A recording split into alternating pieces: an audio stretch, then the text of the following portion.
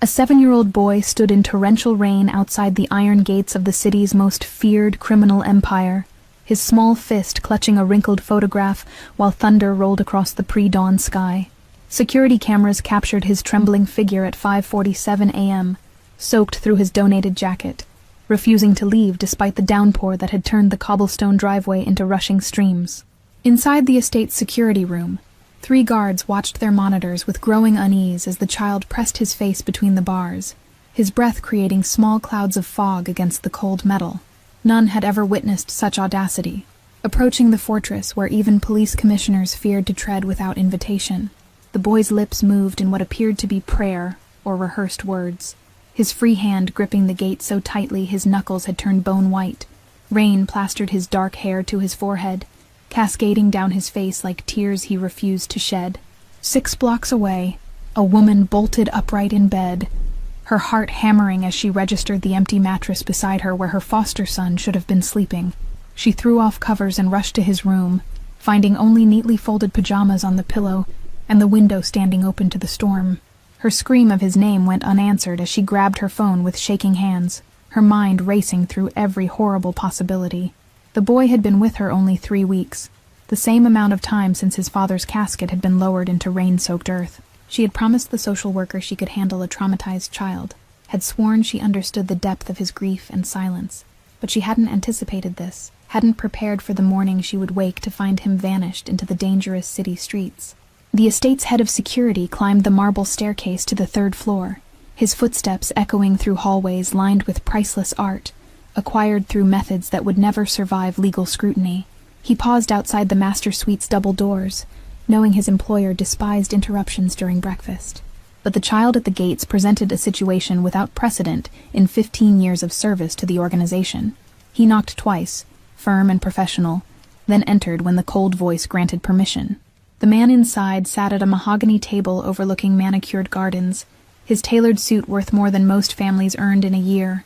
Newspapers from 3 countries spread before his untouched meal. His eyes, pale gray like winter ice, lifted from the financial section with the dangerous calm of a predator interrupted during feeding. "This had better justify the disturbance," he said quietly, each word precisely enunciated in a tone that had made grown men confess secrets they'd sworn to graves. His hand remained steady on the crystal coffee cup, but the temperature in the room seemed to drop. The security chief cleared his throat and explained the situation in clipped sentences. Small boy, approximately 7 years old, drenched and shivering, refusing all attempts at removal from the front gates. The child claimed he needed to speak with the boss personally, would accept no substitutes or intermediaries. "He says it's about his father's funeral," the guard finished, watching his employer's expression carefully for any sign of reaction. "Says his father was Detective Calloway, the cop killed 3 weeks ago during that trafficking bust on the waterfront." The coffee cup paused halfway to lips that had gone momentarily still, and something flickered behind those glacial eyes, a ghost of recognition or perhaps calculation. The room fell into silence broken only by rain hammering against floor-to-ceiling windows. Detective Calloway's name hung in the air like smoke from a recently fired gun, carrying weight and history that made even this conversation dangerous. The boss set down his cup with deliberate care, the porcelain making no sound against its saucer. "Bring the boy inside," he said finally, his voice carrying an edge his security chief couldn't quite interpret, something between curiosity and an emotion that might have been regret, "and find out who's supposed to be caring for him." The chief security officer hesitated at the door, his hand on the brass handle that had been polished to mirror brightness by staff who knew better than to leave fingerprints on any surface. He'd served Dominic Castellano for 15 years, had witnessed negotiations that ended in handshakes, and others that ended in unmarked graves. But this situation defied every protocol he'd memorized. A child seeking audience with the city's most dangerous criminal represented either elaborate setup or genuine desperation beyond rational calculation. Fisher ran through threat assessment matrices in his mind. Possible surveillance operation, gang initiation gone wrong, trap laid by rivals seeking to exploit any perceived weakness in their organization's armor. But the security footage showed no backup teams lurking in surrounding blocks, no vehicles positioned for ambush or extraction. Just one 7-year-old boy, who had walked 3 miles through darkness and storm, to reach gates that grown men approached with trembling hands and rehearsed explanations. The guard stationed at the mansion's entrance had already retrieved emergency blankets from the medical supply closet, his training overriding policy when confronted with a shivering child. He'd offered hot chocolate from the kitchen's industrial-grade machine, but Tommy had refused everything, except permission to wait until someone listened to his request. His foster mother's frantic phone calls to the police had been logged in the department's system 16 minutes ago, her voice breaking as she reported a traumatized child missing from her care. Patrol cars were canvassing the neighborhood where she lived, an area of modest homes where teachers and social workers stretched salaries to cover mortgages on properties that had seen better decades. None of those officers would think to search here, at the Fortress estate, where their own commanders feared to tread without carefully worded warrants and overwhelming backup. The irony struck the security chief as he descended the marble staircase, a cop's son seeking refuge in the last place any law enforcement officer would imagine looking. The guard nodded and retreated, leaving his employer staring at the rain-darkened gardens where roses drooped under the weight of the storm. The man's hand moved to his breast pocket, extracting a worn business card he'd kept for 2 years, a detective's contact information he'd never expected to need. On the back, written in steady handwriting, were words that had haunted him through countless sleepless nights. "Thank you for the truth about my brother. Some debts transcend the law." The signature read simply, Calloway. The boy was escorted through corridors that seemed designed to intimidate, past oil paintings of stern-faced men whose eyes followed his small form with painted judgment. His shoes squeaked against marble floors so polished they reflected the crystal chandeliers overhead like captured stars. 2 guards flanked him without touching, maintaining professional distance as though unsure whether this child represented threat or victim in their carefully ordered world. The boy's gaze remained forward, his jaw set with determination that seemed too old for his young face. They entered a breakfast room flooded with gray morning light, where the most dangerous man in the city stood by windows overlooking gardens that had witnessed transactions worth millions and confessions extracted through methods never documented. He turned as the boy entered, and their eyes met across expensive Persian rugs. The child didn't cower or hesitate. He walked forward with the same resolve that had brought him through rain and darkness to these gates. In his hand, the photograph had survived the storm in a plastic sandwich bag, protected with the care of something infinitely precious. "My name is Tommy Calloway," the boy said, his voice steady despite the shivers racking his small frame. "My father was Detective Andrew Calloway, and he died 23 days ago." The boss studied him with the intensity of someone accustomed to reading human nature like financial reports, noting the borrowed clothes hanging loose on a frame too thin for health, the shadows under eyes that should have sparkled with childhood innocence. This was a child acquainted with loss in ways that created permanent marks. "I know who your father was," the boss replied, gesturing to a chair at the table where his own breakfast sat cooling and forgotten. "Sit down before you collapse." Tommy's legs trembled from exhaustion and adrenaline crash, but he remained standing with the stubborn determination of someone who'd rehearsed this moment through sleepless nights. Water dripped from his clothes onto imported rugs worth more than his foster mother's annual salary, creating dark spots that spread like accusations against the pristine cream fabric. Dominic recognized the particular brand of courage that came from having nothing left to lose. He'd seen it in men facing execution, in women protecting children from predators, in soldiers making last stands against overwhelming odds. This boy carried that same desperate resolve wrapped in a child's fragile frame. The breakfast room's silence stretched between them like a physical thing, broken only by the antique clock on the mantel counting seconds with mechanical precision. Crystal chandeliers cast fractured light across the space, their prisms creating small rainbows that danced on walls lined with artwork, acquired through methods that would never survive legal scrutiny. Staff members hovered just beyond the doorway, uncertain whether to intervene or maintain their trained invisibility in the presence of their employer's private business. The head butler, a man who'd served 3 generations of criminals with discretion that bordered on supernatural, made subtle hand gestures directing others to prepare warm beverages and dry clothes without being asked. Dominic's breakfast companion, a legitimate businessman paying protection money disguised as consulting fees, had excused himself the moment the child entered, recognizing situations that required privacy, even from those who paid handsomely for access. His departure left half-eaten croissants and cooling espresso, as evidence of interrupted negotiations worth 7 figures. The morning's financial newspapers remained spread across the table, their headlines announcing market fluctuations and political scandals that would affect Dominic's portfolio in ways both legal and otherwise.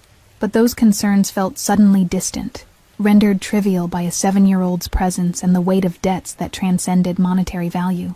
Tommy shook his head, maintaining his position 3 feet from the table with the rigid posture of someone delivering a prepared speech. "I need to ask you something first, before I accept anything from you." The boss's eyebrow lifted fractionally.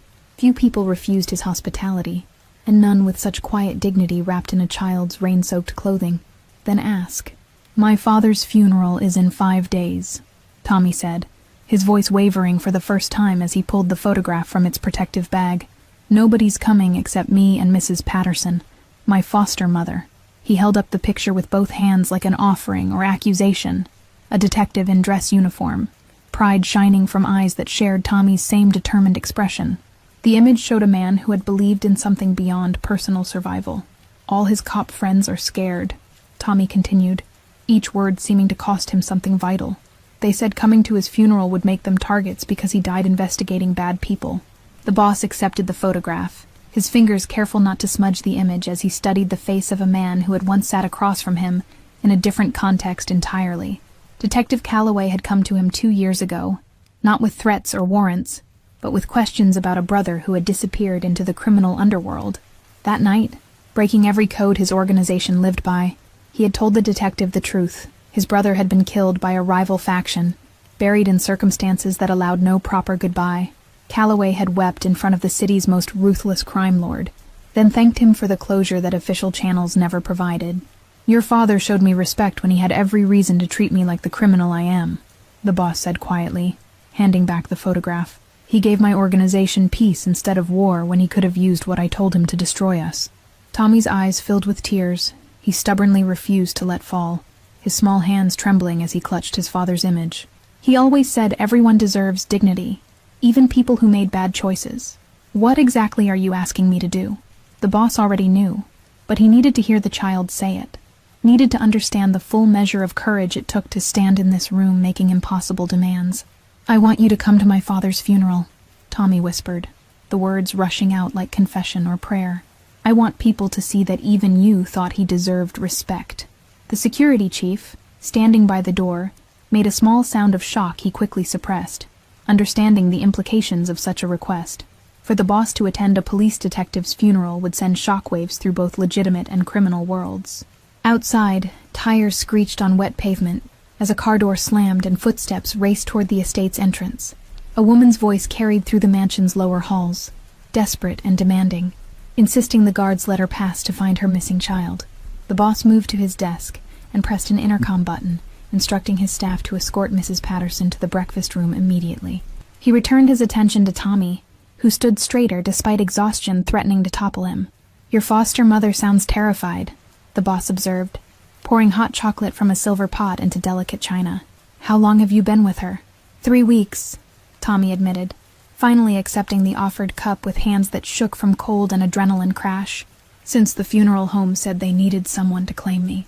The double doors burst open, and a young woman rushed in, her hair wild from sleep and panic, wearing mismatched clothes grabbed in her frantic search. She froze upon seeing Tommy, relief and fury warring across features that would have been beautiful without the terror etched into every line. "Thank God," she breathed. Then her gaze shifted to the boss, and fear replaced every other emotion. "Please, he's just a child, he doesn't understand." "Mrs. Patterson," the boss interrupted gently, his tone carrying none of the ice that usually frosted his words. "Your son came here to invite me to Detective Calloway's funeral." She stared at him as though he'd spoken a language her mind refused to translate, her protective instinct warring with the absurdity of the statement. Her hand reached for Tommy's shoulder, pulling him against her side with the fierce grip of someone who had already imagined losing him. "Tommy, what were you thinking?" she whispered, her voice breaking on his name. "You can't just walk into places like this, you can't—" Her hands shook as she checked Tommy for injuries, her fingers gentle despite the terror that had propelled her through morning traffic and past security checkpoints she'd never imagined breaching.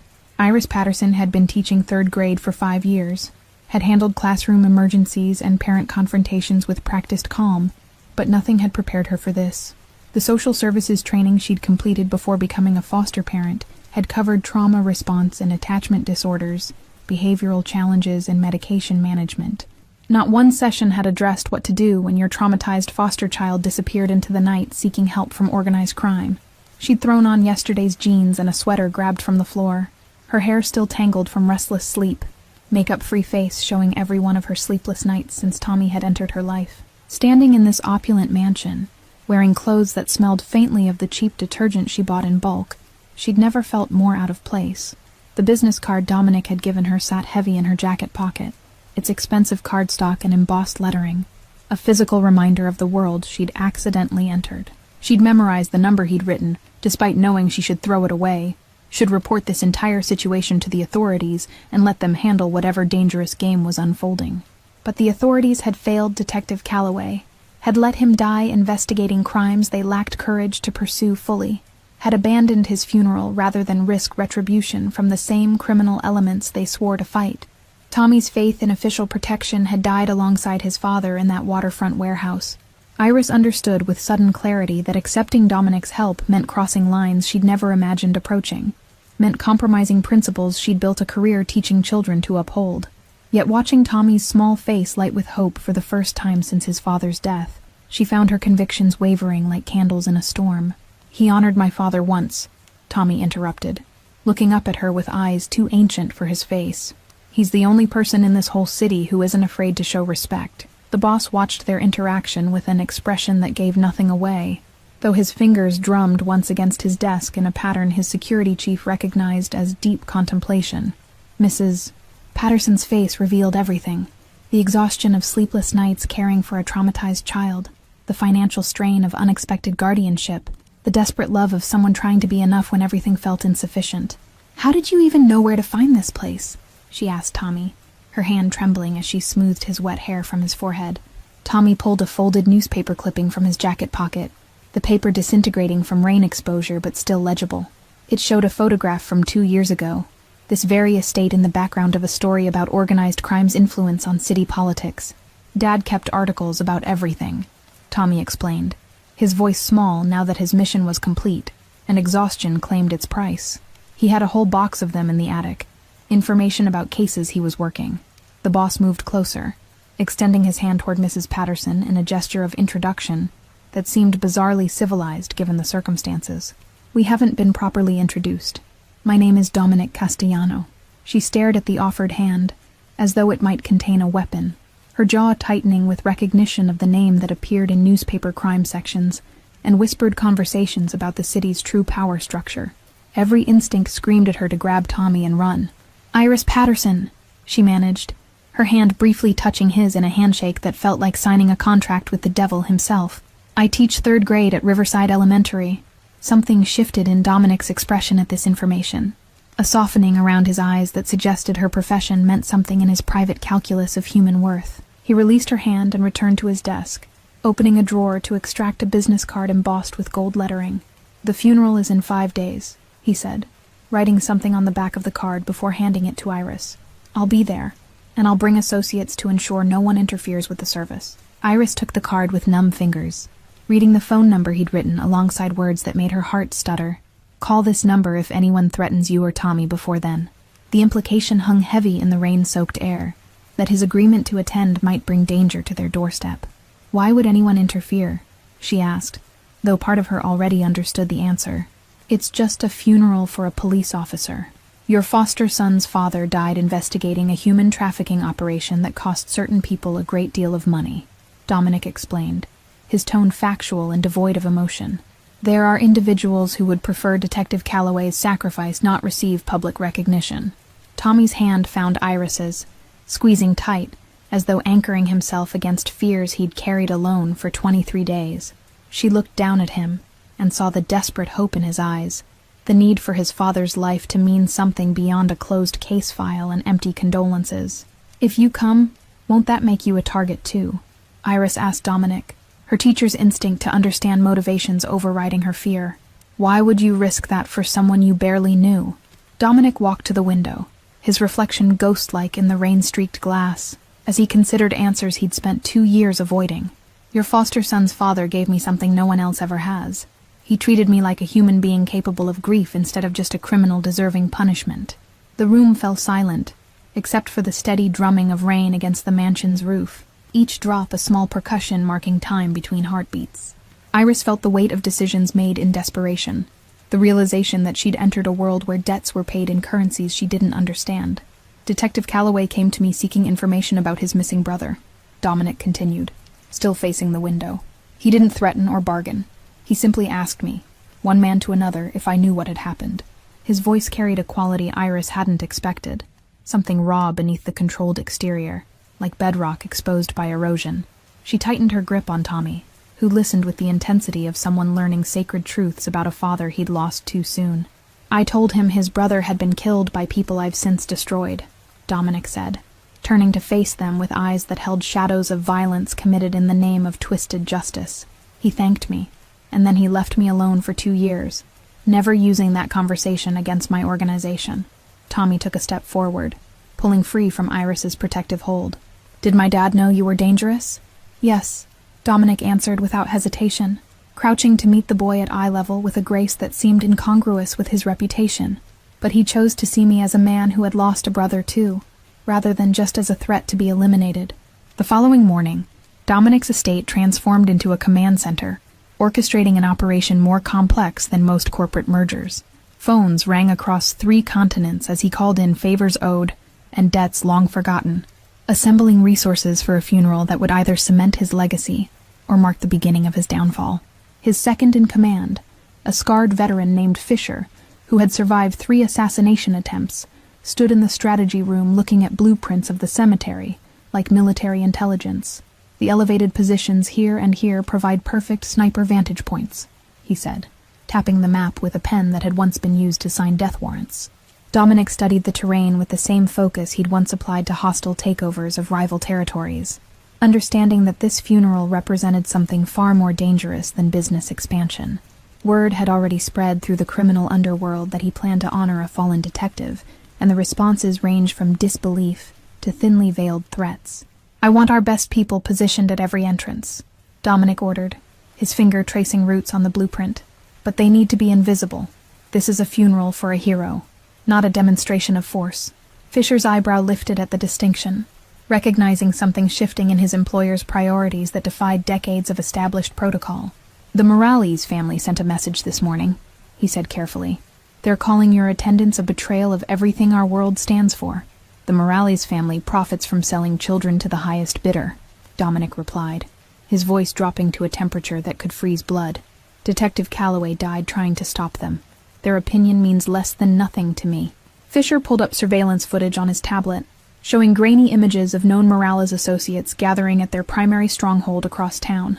Thermal imaging revealed unusual activity for early morning hours, vehicles arriving and departing with the systematic precision of military mobilization rather than typical criminal enterprise operations. Dominic studied the patterns with eyes trained to read violence before it manifested, recognizing the signatures of an organization preparing for confrontation. The Morales family had built their empire on brutality that made even hardened criminals uncomfortable, their reputation earned through public displays of retribution that served as advertising for their ruthlessness. Their human trafficking operation stretched from border towns to major cities, a pipeline of suffering that generated millions monthly through the commodification of desperation. Detective Calloway had been building a case for 18 months before his death, gathering evidence that would have dismantled their entire network if he'd lived to present it. The funeral represented more than honoring one fallen officer. It symbolized defiance against the forces that believed themselves untouchable, that operated in shadows maintained by fear and corruption. Dominic's attendance would shine light into corners that preferred darkness, would encourage others to speak truths they'd been terrorized into silence about. His decision to protect this funeral carried implications that rippled far beyond one ceremony or one child's grief. It represented a choice between the criminal world's code of self-preservation and something resembling actual human decency, a choice he'd spent 20 years avoiding through careful neutrality and strategic ambiguity. The manila folder on his desk contained everything his private investigators had compiled about Detective Calloway's murder. Witness statements that contradicted official reports, ballistic evidence suggesting professional execution rather than gang violence, financial records linking the Morales family directly to the warehouse where Calloway had died, evidence that could burn their empire to ash if delivered to the right prosecutors. Across town, Iris Patterson sat at her kitchen table, surrounded by bills she couldn't pay, and a phone that kept ringing with numbers she didn't recognize. Tommy colored at the counter, creating a picture of his father in uniform with crayons that had seen better days. She'd called in sick to school for the first time in 5 years, unable to face her classroom, knowing she'd shaken hands with a crime lord and accepted his protection. The business card Dominic had given her sat face up on the table, the gold lettering catching morning light like a small beacon of impossible choices. Her phone buzzed with a text from an unknown number. "Groceries delivered to your door. No strings attached. D." She rushed to the front porch and found 6 bags of food, including Tommy's favorite cereal she could never afford and fresh vegetables she'd given up buying months ago. Tears blurred her vision as she carried the bags inside, hating how relief mixed with shame at accepting help from someone whose wealth was built on suffering. But Tommy needed to eat, and her pride seemed like a luxury she could no longer afford. "Is he a bad man?" Tommy asked without looking up from his drawing, his crayon pausing over his father's badge. "The kids at my old school said people like him hurt others." Iris set down the groceries and moved to sit beside him, searching for words that honored truth without destroying the small hope Tommy had found in impossible places. "People are complicated," she said finally. "Sometimes they do bad things and good things, and we have to decide which parts matter most." "Dad always said everyone has a story," Tommy whispered, adding yellow to his father's badge with careful precision. He said understanding the story doesn't excuse the choices, but it helps us remember they're human. The wisdom embedded in Detective Calloway's parenting struck Iris like physical force, understanding why Tommy had walked through rain and darkness to reach Dominic's gates. His father had taught him to see beyond surfaces, to recognize humanity even in the most unlikely places. Her phone rang again, this time showing a number she recognized. The social worker assigned to Tommy's case. She answered with dread pooling in her stomach, already imagining how this conversation would unravel the fragile stability they'd built. "Ms. Patterson, we've had some concerning reports," the social worker began, her voice carrying bureaucratic disapproval. "Someone called claiming you're involving Tommy with dangerous criminal elements." Iris's hand tightened on the phone as fury replaced fear, understanding immediately who had made such a report. The other foster families who had refused to take Tommy, who had looked at his grief and trauma and decided he was too damaged to deserve their care. Tommy asked someone to attend his father's funeral, Iris said, keeping her voice steady through sheer force of will. "I'm supervising the situation and ensuring his safety." The social worker's skeptical silence spoke volumes about her assessment of Iris's judgment and capabilities. "We need to schedule a home visit before the funeral," she said finally. "I have to verify that Tommy's living environment remains appropriate." Iris agreed to a visit in 2 days, and ended the call with hands shaking from suppressed anger and fear of losing the child who had become her entire world in 3 short weeks. Tommy watched her with eyes that understood far too much, his crayon abandoned on the counter. "Are they going to take me away?" he asked, his voice small and resigned as though he'd already accepted this inevitable abandonment. "Everyone always does." She crossed to him and wrapped her arms around his thin shoulders, making a promise she had no idea how to keep. "Not while I'm breathing," she whispered fiercely into his hair. "You're staying right here with me." The morning of the funeral dawned cold and merciless, the sky threatening snow that hadn't fallen in this city for 3 years. Iris dressed Tommy in the only suit she'd been able to afford, purchased from a thrift store, and altered with her mediocre sewing skills to fit his small frame. He stood before the bathroom mirror practicing the speech he'd written for his father, his lips moving silently over words he'd memorized through countless repetitions. Dark circles shadowed his eyes from nightmares that woke him screaming about gunshots and blood spreading across concrete. Iris adjusted his tie with fingers that trembled despite her attempts at composure, seeing her own exhaustion reflected in the mirror behind his small form. The social worker's visit yesterday had gone better than expected, but the woman's suspicious glances at the well-stocked refrigerator suggested she knew something unusual was happening. "You don't have to give the speech if it's too hard," Iris said gently, though she knew he would refuse the escape she offered. "Just being there is enough." Tommy shook his head with the stubborn determination she'd come to recognize as his father's legacy. "He always kept his promises to me," he said, his jaw set with resolve. "I'm keeping mine to him." They arrived at the cemetery an hour early to find it already transformed by preparations that must have cost more than Iris earned in a year. White roses lined the pathway to the burial site, their petals pristine against gray headstones that marked decades of the departed. Men in expensive suits stood at strategic positions throughout the grounds, their earpieces and watchful eyes marking them as Dominic's people despite their attempts at discretion. Iris counted at least 20, though she suspected more remained hidden in the surrounding trees. The funeral director approached with nervous energy, his clipboard clutched like a shield against the unusual circumstances of this service. "Ms. Patterson, we've had some extraordinary offers of assistance with the arrangements," he said, his voice pitched low. Someone anonymously paid for the entire service and upgraded everything. The cemetery's chapel had been transformed overnight with floral arrangements that spoke of wealth applied tastefully rather than ostentatiously.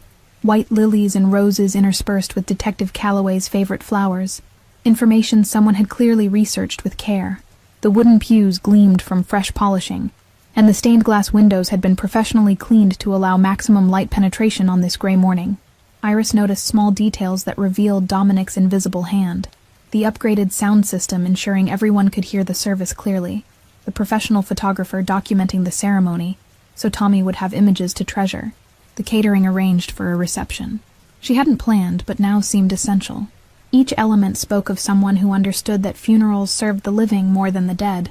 The guest book positioned at the chapel entrance already contained signatures from people she didn't recognize, names that suggested Dominic had reached out to Detective Calloway's old academy classmates, former partners who had transferred to distant precincts, relatives who lived states away but deserved notification of the service. Someone had taken time to track down connections that official channels had overlooked or deliberately ignored.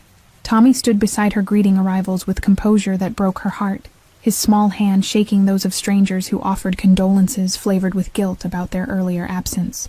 He thanked each person with the politeness his father had instilled, his 7-year-old voice carrying dignity that should have been beyond his years, but had been forced upon him through circumstances no child deserved. A television news crew attempted to set up cameras near the cemetery gates, their presence immediately intercepted by Dominic's security personnel, who explained, with professional courtesy underscored by unmistakable threat, that media coverage was not welcome at this private service. The reporters departed with unusual speed, understanding that some boundaries carried consequences beyond simple trespassing charges. The morning air carried the scent of approaching snow, mixed with the earthiness of recently turned soil from graves being prepared in the section beyond where Detective Calloway would be laid to rest. Iris pulled her coat tighter against wind that seemed determined to penetrate every layer of clothing, her breath visible in small clouds as she watched the gathering crowd with wonder and trepidation. Iris didn't need to ask who. She recognized Dominic's quiet influence in the way the director's hands shook slightly, and his eyes kept darting toward the entrance.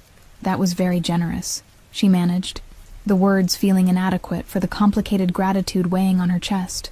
Cars began arriving as the appointed hour approached, but instead of the empty service Iris had anticipated, vehicles filled the small parking area and lined the street beyond.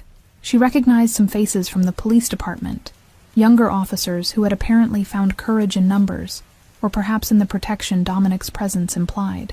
Tommy gripped her hand tighter as people filed past offering condolences that seemed genuine despite their earlier abandonment of his father's memory. A woman wearing a detective's badge stopped to kneel before him, her eyes red from crying. "Your father trained me when I first made detective," she said, her voice thick with emotion. "He taught me that integrity matters more than promotions, and I'm sorry I let fear stop me from honoring that lesson sooner." Tommy nodded acceptance of her apology with grace that made Iris's throat tighten with pride and heartbreak. He was learning to navigate a world of complicated loyalties and compromised principles before he'd even lost his baby teeth. A black Mercedes pulled through the cemetery gates precisely at the service's scheduled start time, its windows tinted to opacity, and its presence commanding attention from everyone gathered. The vehicle stopped near the gravesite, and Dominic emerged wearing a charcoal suit that probably cost more than Iris's car. He wasn't alone. 50 men and women followed from additional vehicles, all dressed in somber colors and carrying themselves with the deadly grace of people accustomed to violence. They positioned themselves respectfully behind the gathering of civilians, creating a wall of silent protection. Whispers rippled through the crowd as people recognized Dominic from news reports and urban legends, their fear and curiosity evident in sidelong glances and nervous shifting. But no one left. His presence seemed to have granted permission for their attendance, rather than frightening them away. The priest who had agreed to officiate looked between Dominic and the assembled crowd with visible uncertainty about how to begin a service attended by both law enforcement and the city's criminal elite. He cleared his throat and opened his Bible with hands that shook slightly. "We gather today to honor Detective Andrew Calloway," the priest began, his voice gaining strength as he focused on the photograph displayed beside the closed casket. "A man who served this city with unwavering dedication and died protecting the innocent." Dominic stood apart from his people, his position chosen to be visible but not intrusive, his expression carefully neutral, in a way that somehow conveyed profound respect. Iris watched him from across the gathered mourners, trying to reconcile this quiet presence with everything she knew about his reputation. Tommy stepped forward when the priest invited him to speak, climbing onto a small platform with his written speech clutched in both hands. The paper rattled audibly in the cold wind, and for a moment Iris feared he would freeze under the weight of so many watching eyes. Tommy's voice emerged small but steady, carrying across the cemetery with the clarity of absolute conviction. "My dad used to say that being a good person isn't about never making mistakes. It's about choosing to do right, even when doing wrong would be easier." Iris felt tears streaming down her face as she listened to her foster son honor his father, with words that carried wisdom beyond his years.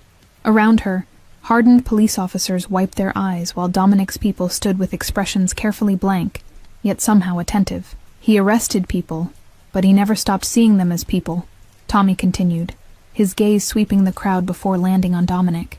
"He said everyone has reasons for their choices, and understanding those reasons is the first step toward changing them." A sound erupted from the cemetery's north entrance, motorcycles roaring through the gates with deliberate aggression, their engines drowning Tommy's voice. 7 riders wearing the colors of the Morales family organization circled the gathered mourners like predators evaluating prey. Dominic's people moved instantly, creating a protective barrier between the motorcycles and the civilians, without drawing weapons or making overt threats. Fisher appeared at Dominic's shoulder, his hand inside his jacket where Iris knew a gun must be holstered. "Keep the service going," Dominic said quietly to the priest, his voice carrying absolute authority despite its low volume. "Don't let them steal this moment from the boy." The lead motorcycle cut its engine, and the rider dismounted, removing his helmet to reveal a face marked by scars that told stories of violence survived and inflicted. "Castellano," he called out, his accent thick with the cadence of border territories. "You dishonor everything we stand for by mourning this pig." Tommy flinched at the slur against his father, his small hands crumpling the speech he'd worked so hard to prepare. Iris started forward instinctively, but a female member of Dominic's security detail gently blocked her path with an outstretched arm. "This funeral is under my protection," Dominic replied, stepping away from the gathered mourners to face the intruder directly. "You have 30 seconds to leave before I demonstrate exactly how serious I am about that protection." The scarred man laughed, a sound like gravel scraping glass, and gestured to his fellow riders who remained mounted and ready. "The Morales family doesn't take orders from traitors who cry over dead cops," he sneered. "We came to deliver a message about loyalty." The tension in the cemetery crystallized into something almost visible, the air itself seeming to thicken with the potential for violence that could erupt from a single wrong word or gesture. Mourners who had come to pay respects found themselves frozen between the instinct to flee and the morbid curiosity that kept them rooted to spots among the headstones. Fisher positioned himself at an angle that gave him clear sightlines to both the motorcycle gang and his employer, his hand resting inside his jacket where custom holsters held weapons he'd hoped not to need today. Behind him, Dominic's other security personnel shifted into formations they'd practiced but never expected to execute at a funeral, their movements economical and professional despite the bizarre circumstances. The priest clutched his Bible with white-knuckled grip, his lips moving in what might have been prayer or simply shock at witnessing his peaceful cemetery transformed into a potential battlefield. He'd officiated hundreds of funerals over 30 years of ministry, had presided over services for gang members and their victims, but never had he seen criminals openly confront each other over a police officer's grave. Iris felt Tommy pressing against her side, his small body trembling not from cold, but from fear that reminded her of his first nights in her home, when every sound sent him diving under covers. She wrapped her arms around him protectively, positioning herself to shield him with her body if the threatened violence materialized into something more than posturing and dangerous words. The younger police officers in attendance reached for weapons they'd worn despite regulations suggesting off-duty officers leave firearms secured at home, their academy training warring with the reality that drawing guns at a funeral would escalate rather than diffuse the situation. Several spoke urgently into phones, calling for backup that might arrive too late to prevent whatever bloodshed seemed increasingly inevitable. The scarred motorcyclist's confidence faltered as he truly registered the number of people surrounding him, not just Dominic's obvious security detail, but also the civilians whose sympathies clearly aligned with the dead detective, rather than the criminal organization he represented. His hand moved toward his jacket in a motion that made everyone tense, weapons appearing in the hands of Dominic's people with shocking speed. Dominic's expression didn't change, but something in his stillness made even the brash motorcyclist hesitate. "Your employers sell children into slavery," Dominic said, his voice carrying across the cemetery with devastating clarity. "Detective Calloway died trying to save those children. Your message about loyalty is less than worthless to me." The confrontation had drawn the attention of every person present. The funeral service suspended in a moment of breathless tension. Iris pulled Tommy against her side, shielding him from whatever was about to unfold. "We know where the boy lives," the scarred man said, his threat barely veiled as his gaze found Tommy in the crowd. "We know about his pretty foster mother who teaches at Riverside Elementary." Iris's blood turned to ice at the explicit danger directed toward them, understanding with sudden clarity that accepting Dominic's help had painted targets on their backs. Tommy's hand found hers and squeezed with desperate strength. Dominic moved then, not with the explosive violence Iris had half expected, but with calculated precision that was somehow more terrifying. He crossed the distance between himself and the scarred man in 3 strides, his hand gripping the man's jacket collar with casual strength. "You just threatened a child at his father's funeral," Dominic said, his voice dropping to a whisper that somehow carried to every listener. "I want you to think very carefully about your next words." The scarred man's bravado crumbled under Dominic's grip, and the sudden presence of 20 armed people materializing from positions throughout the cemetery. His fellow riders started their engines nervously, clearly regretting their dramatic entrance. "The Morales family will hear about this," the man managed, though his voice had lost its earlier swagger. "They won't forget you chose a dead cop over your own kind." Dominic released him with a small push that sent the man stumbling backward toward his motorcycle. "Tell them I said Detective Calloway showed more honor in one day than their entire organization has demonstrated in 20 years, he said clearly. "And tell them that if anyone touches that child or his foster mother, I will personally dismantle their empire piece by piece." The motorcycles retreated with less fanfare than their arrival, their engines fading into the distance like departing thunder. The cemetery fell into shocked silence as mourners processed what they'd witnessed. A crime lord defending a police officer's memory against his own criminal peers. The priest cleared his throat uncertainly, and Dominic nodded toward him before returning to his position at the edge of the gathering.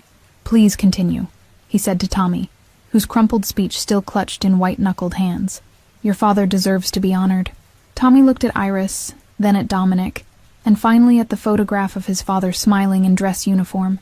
He smoothed his ruined speech against his leg, took a shaking breath, and began again from where he'd been interrupted. The service concluded with Tommy's final words, still hanging in the cold air like visible breath, each syllable a testament to love that survived death's separation. Mourners filed past the casket in respectful silence, many touching the polished wood as though transferring their own regrets and admiration through fingertips. Dominic waited until every civilian had paid their respects before approaching, his expensive shoes crunching on gravel that lined the cemetery paths. He stood before Detective Calloway's casket for a long moment, his head bowed in what might have been prayer, or simply acknowledgement of debts that transcended mortality. Iris watched from a distance as he placed a single white rose atop the casket, the gesture so at odds with his reputation that it seemed to belong to a different person entirely. When he turned away, she saw something raw in his expression, before the controlled mask slipped back into place. Tommy broke from Iris's side and ran to Dominic, his small arms wrapping around the crime lord's waist, in a hug that froze every security detail member in shocked attention.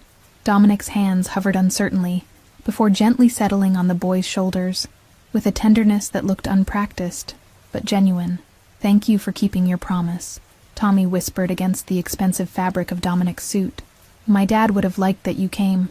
Dominic knelt down, bringing himself to Tommy's eye level with care that suggested he understood the importance of meeting children where they stood. "Your father was a better man than I'll ever be," he said quietly, "but maybe trying to honor his memory will make me slightly less terrible." The honesty in those words struck Iris with unexpected force, revealing cracks in the armor she'd assumed was impenetrable. She approached slowly, aware of Fisher and the other security personnel watching her every movement with predatory assessment.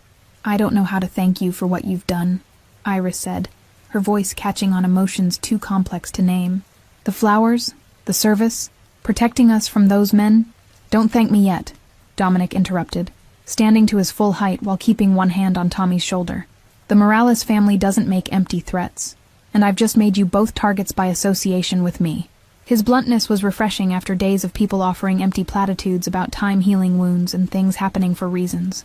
Iris appreciated the respect he showed by treating her as someone capable of handling difficult truths. "What does that mean for us?" she asked, glancing at Tommy, who listened with the solemn attention of a child forced to understand adult dangers. "Do we need to hide? Leave the city?"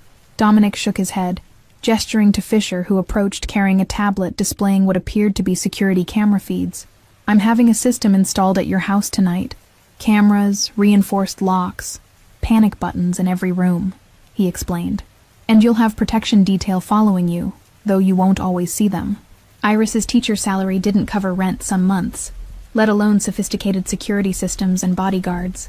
"I can't afford any of this," she protested, her pride warring with the practical reality of their danger. "I'm barely managing as it is." "Consider it payment of a debt to Detective Calloway," Dominic said, his tone brooking no argument. "He gave me something valuable once. I'm returning the favor by protecting what mattered most to him." Tommy tugged at Dominic's sleeve, drawing the crime lord's attention downward. "Can we still visit my dad's grave?" he asked, worry creasing his young forehead. "Or is that too dangerous now?" The question seemed to pain Dominic in ways Iris couldn't fully interpret, shadows crossing his face like clouds obscuring sunlight. "You can visit whenever you want," he promised. "I'll make sure this place stays safe for you." Fisher cleared his throat diplomatically, his gaze scanning the cemetery perimeter with professional vigilance. "Sir, we should move everyone to secure locations," he suggested. "The Morales people could return with reinforcements." Dominic nodded, but didn't immediately move, his attention still focused on Tommy and Iris, with an intensity that felt almost protective. "Fisher will drive you both home," he said. "I have some business to attend to regarding today's interruption." The way he said business sent chills down Iris's spine, understanding that whatever he planned to do would likely involve violence she preferred not to imagine. Yet part of her, the part that had watched him defend a child's right to mourn peacefully, felt a savage satisfaction that someone would answer for the threats made over her son's father's grave. "Will we see you again?" Tommy asked with a child's directness that cut through adult pretense and political maneuvering. "Or was this just for today?" Dominic's expression softened in ways that transformed his features from intimidating to almost approachable. "Would you like to see me again?" he asked, the question seemingly genuine rather than rhetorical. Tommy nodded enthusiastically, his earlier trauma momentarily forgotten in the strange connection he'd formed with this unlikely protector. "You could come for dinner," he suggested, with the innocent assumption that crime lords accepted dinner invitations from struggling foster families. "Ms. Patterson makes really good spaghetti." Iris felt her face flush at the unexpected invitation, simultaneously mortified and touched by Tommy's attempt to build bridges between his fractured worlds. She expected Dominic to politely decline with the kind of gentle excuse adults employed when children asked impossible things. "I haven't had homemade spaghetti in 20 years, Dominic said instead, surprising everyone including his own security team. "What night works for you?" The question hung in the air like something fragile and improbable. A dinner invitation spanning the chasm between law and lawlessness, between poverty and wealth, between the woman trying to save one broken child and the man whose choices had broken countless others. "Friday?" Iris heard herself say, her practical mind screaming about the insanity of inviting a crime lord to her modest home, while her heart recognized something shifting in the man before her. "Around 6? Dominic nodded, and something that might have been a smile ghosted across his features before disappearing behind professional composure. "Friday at 6, he confirmed. "I'll bring wine." The week following the funeral passed in a blur of new routines, shaped by invisible protection and hypervigilance. Iris spotted her security detail on the third day, a woman in a sedan parked across from Riverside Elementary, her casual appearance undermined by the way her eyes constantly scanned for threats. Tommy adapted to the changes with resilience that both impressed and worried Iris, his questions about the cameras and new locks delivered with the matter-of-fact acceptance of a child who had already learned that safety was negotiable. He tested the panic buttons repeatedly until Iris gently explained they were for emergencies only. The social worker called twice, her questions pointed and suspicious about the sudden improvements to their living situation. Iris deflected with partial truths about community support and charitable donations, knowing the full story would result in Tommy's immediate removal from her care. Thursday evening brought an unexpected delivery, a package containing 2 outfits in Tommy's size, expensive brands Iris recognized from window shopping in parts of town she couldn't afford. The note inside read simply, "Every child deserves nice clothes for special occasions.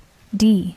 She ran her fingers over the soft fabric of a navy sweater that probably cost more than her weekly grocery budget, torn between gratitude and resentment at the reminder of how little she could provide on her own. Tommy emerged from his bedroom and gasped at the clothes laid across the sofa. "Are those for me?" he asked, his eyes wide with a delight that made Iris's chest ache. "Can I wear the sweater tomorrow to school?" Iris nodded, unable to deny him this small joy, even as she worried about the questions teachers would ask about her suddenly well-dressed foster son. She helped him try on both outfits, making minor adjustments with pins she'd remove later for proper hemming. Friday arrived with anxiety coiling in Iris's stomach like a living thing, her modest home suddenly feeling inadequate for entertaining someone who lived in a mansion.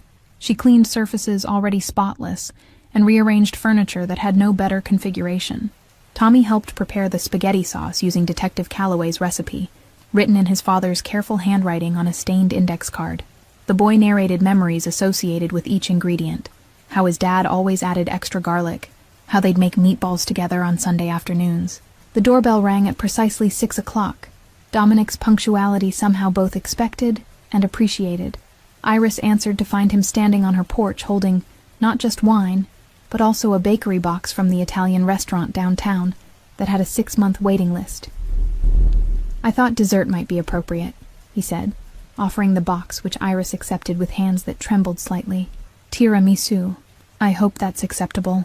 He wore casual clothes that probably cost thousands of dollars, yet somehow looked perfectly appropriate for a simple dinner, his presence filling her small entryway, with an energy that had nothing to do with his reputation. Tommy appeared from the kitchen wearing the navy sweater, his face lighting up at seeing their guest. "You came!" Tommy exclaimed, rushing forward with the same uninhibited affection he'd shown at the cemetery. "I helped make the sauce just like my dad taught me." Dominic accepted the boy's enthusiasm with growing ease, his hand ruffling Tommy's hair in a gesture that looked increasingly natural. "Then I'm sure it will be the best spaghetti I've had in years," he said, following them into the small kitchen where sauce simmered on a stove that had seen better decades. Iris watched him take in her home's modest reality, the mismatched furniture acquired from thrift stores, the textbook she graded at a table that wobbled without a folded napkin under one leg, the evidence of a life built on passion for teaching rather than pursuit of wealth. "Your home is lovely," Dominic said, and the sincerity in his voice suggested he meant it. "It feels lived in, cared for." The observation carried weight that made Iris suspect his mansion, for all its luxury, had never felt like a true home. She directed him to wash his hands while she drained pasta, hyper-aware of how domestic this scene appeared, a family dinner that wasn't quite a family and definitely wasn't quite normal. They sat at her small table, knees nearly touching in the cramped space, and Tommy blessed the food with words his father had taught him. Dominic bowed his head respectfully, his hands folded in a posture that suggested familiarity with prayer from a past he no longer inhabited. The meal progressed with surprising ease, Tommy filling silences with chatter about school and his progress in reading, while Iris found herself relaxing despite the surreal nature of serving spaghetti to a crime lord in her kitchen.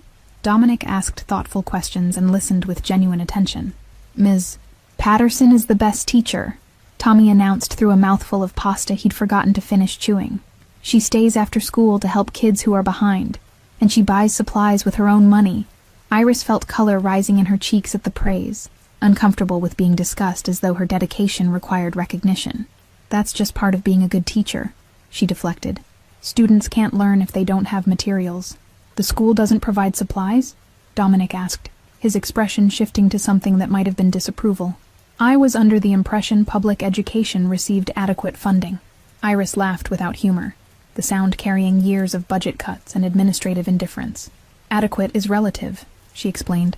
"Most teachers spend hundreds from their own paychecks to ensure students have basic necessities." Something calculated crossed Dominic's features, and Iris recognized the look of someone forming plans with resources most people couldn't imagine.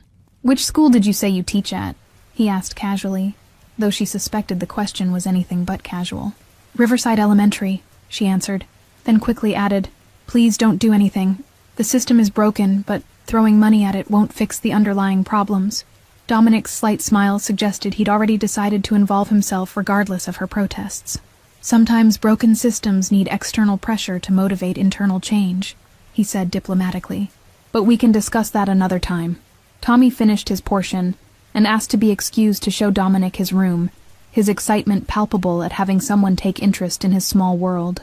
Dominic followed the boy down the narrow hallway, leaving Iris alone with dishes and the unsettling realization that she'd enjoyed this evening far more than wisdom suggested she should. Weeks transformed into months, with a rhythm that felt both surreal and increasingly natural, Friday dinners becoming a fixture that Tommy anticipated with the joy of a child starved for positive male attention. Dominic arrived promptly each week, his presence gradually shifting from novel to expected. Iris found herself preparing for these evenings with care that had nothing to do with Tommy, and everything to do with the way Dominic's eyes found hers across the dinner table. They spoke in the language of parents discussing a child's progress, but underneath flowed currents of attraction neither acknowledged aloud. The security around their home had become invisible, but unmistakable. No incidents troubled their quiet neighborhood, and the Morales family's threats faded into silence that Iris suspected came at a price she preferred not to examine. Dominic never discussed his business, and she never asked. Tommy's nightmares decreased in frequency, replaced by dreams he described at breakfast about having a real family someday.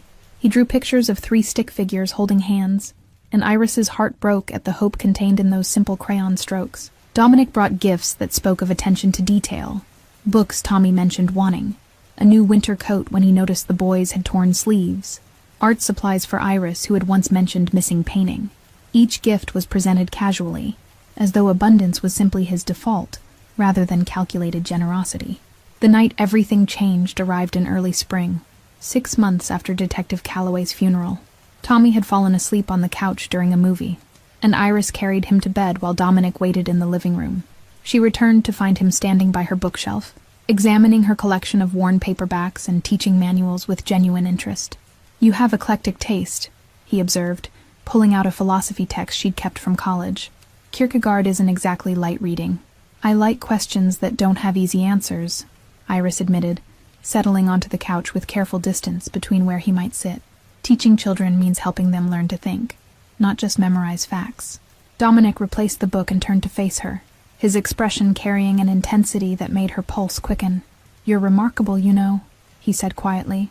"The way you've loved that boy when you owed him nothing. The way you've built a life on principles instead of profit." Iris felt heat rising in her face at the praise that touched something tender beneath her practiced humility. "I'm just doing what anyone decent would do," she protested, but her voice lacked conviction. "No," Dominic said, moving to sit beside her with deliberate slowness that gave her time to object if she chose. Most people would have returned Tommy to the system rather than accept the danger and difficulty he represents. His proximity made it difficult to think clearly, the scent of his cologne mixing with the familiar comfort of her small home, in ways that felt simultaneously wrong and inevitable. She should ask him to leave, should maintain the professional distance that protected her from complications she couldn't afford. "Why do you keep coming here?" Iris asked instead, the question escaping before wisdom could censor it. "You could have honored your debt to Detective Calloway and walked away, but you keep showing up for Friday dinners." Dominic's hand found hers on the couch cushion between them, his fingers intertwining with hers in a gesture that felt like confession.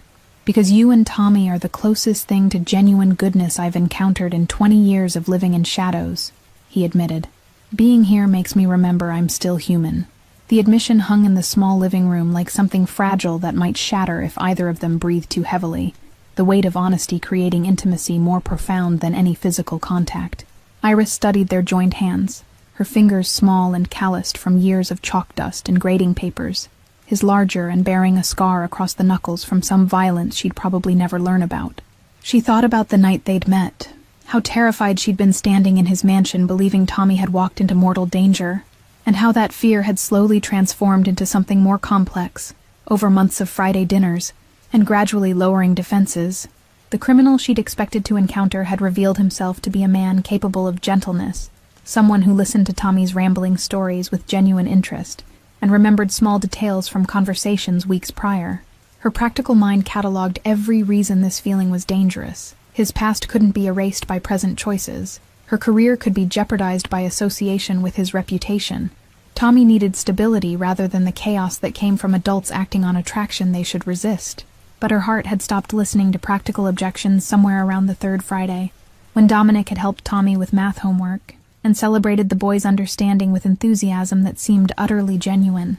The house settled around them with the familiar creaks of old construction and inadequate insulation, sounds that had once emphasized her solitude, but now created a cocoon of privacy, where honest conversations could unfold without the performance required in public spaces.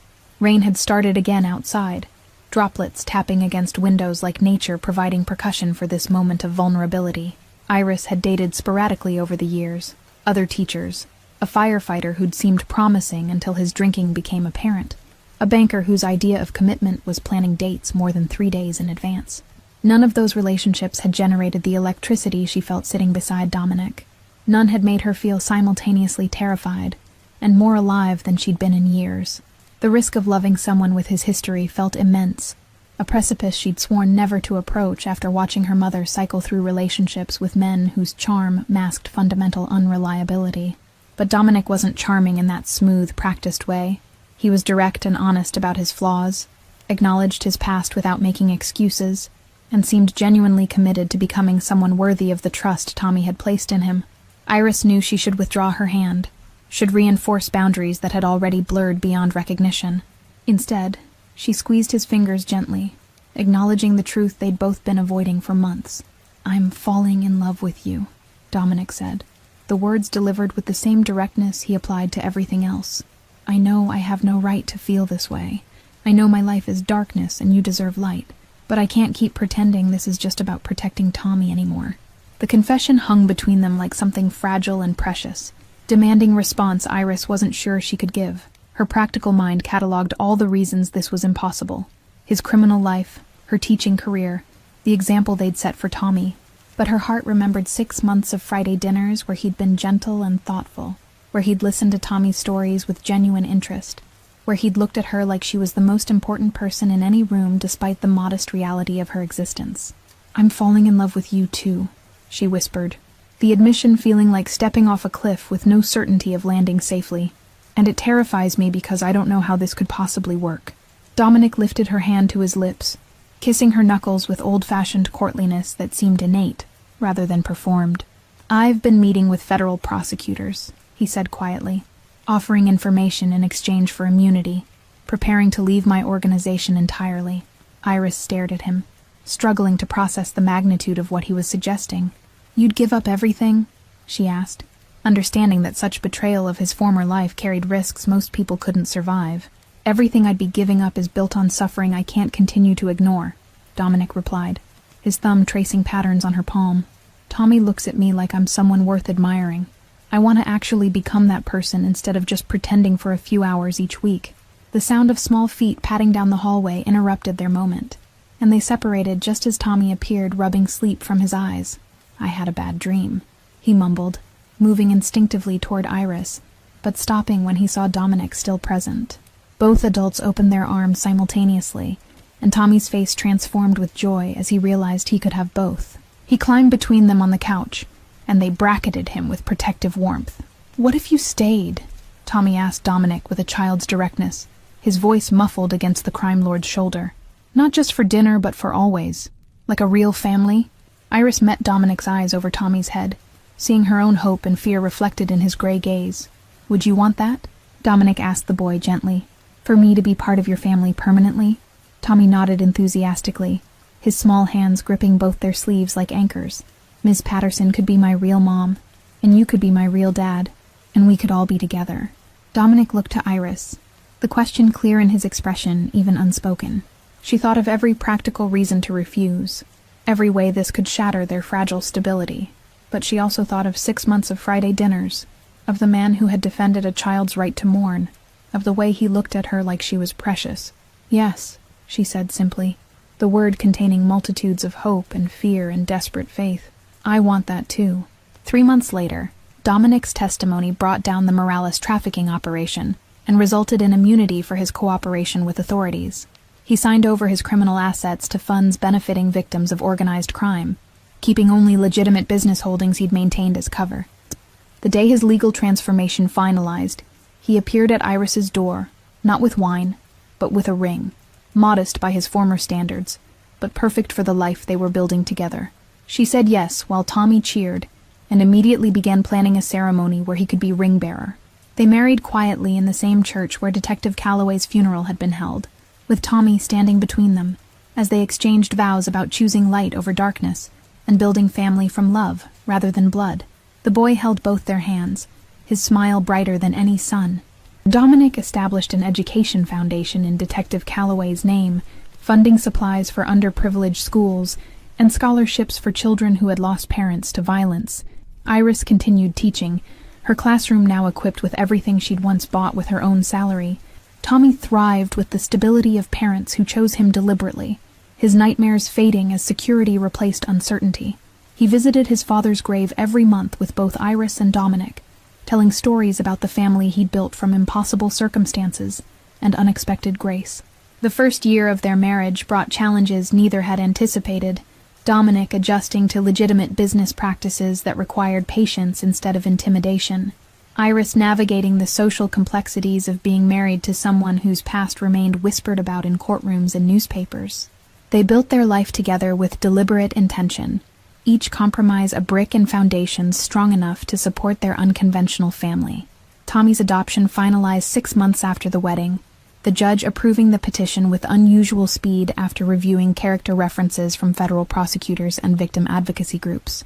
The boy who had started life abandoned by his birth mother and orphaned by violence now possessed a family forged through choice rather than obligation. Dominic discovered unexpected satisfaction in attending parent-teacher conferences and school plays, his presence initially causing nervous reactions from other parents, until his consistent, appropriate behavior established new patterns of acceptance. He learned to coach Tommy's soccer team despite never having played the sport, his strategic mind adapting to games where violence wasn't an acceptable tactic. Iris watched her husband transform through small moments, teaching Tommy to ride a bike with patience that seemed learned rather than innate, reading bedtime stories with voices for each character, attending every award ceremony even when business obligations beckoned.